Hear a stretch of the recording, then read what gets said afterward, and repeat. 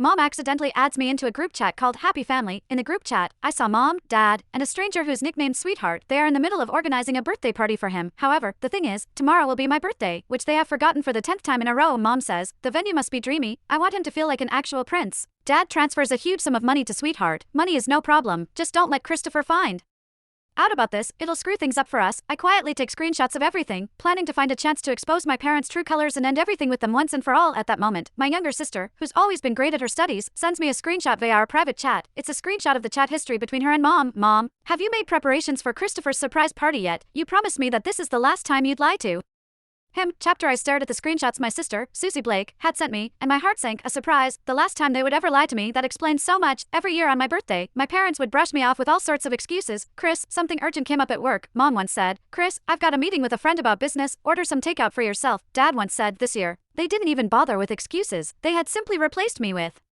someone else. I tossed my phone aside. My chest felt as if something heavy had lodged itself there. Another WhatsApp message from Susie popped up. Christopher, don't overthink it. Mom and Dad just, I replied with just 2 words. Got it, overthink it. How could I not overthink it? The facts were right in front of me. That birthday party for their sweetheart was the so-called surprise they had lied to me about. As their biological son, I was nothing more than a backdrop for another boy's happiness.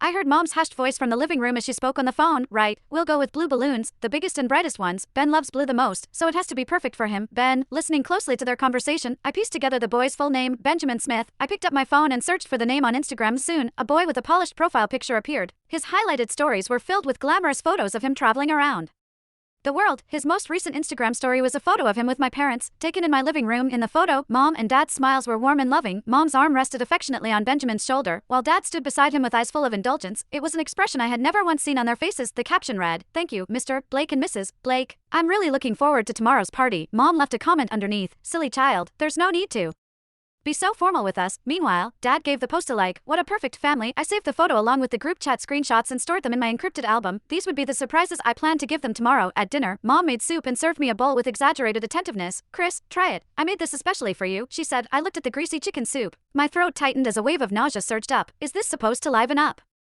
Benjamin's birthday party? I asked lightly. The smile on Mom's face froze. She glanced at Dad, and his expression darkened immediately. What nonsense are you talking about, Benjamin? He replied. Oh, looks like you forget things easily, Dad. I took out my phone and opened the photo. Isn't this boy your so-called sweetheart? Dad's face turned ashen in an instant. Mom rushed to smooth things over. Chris, you misunderstood. He's the son of an important client of mine.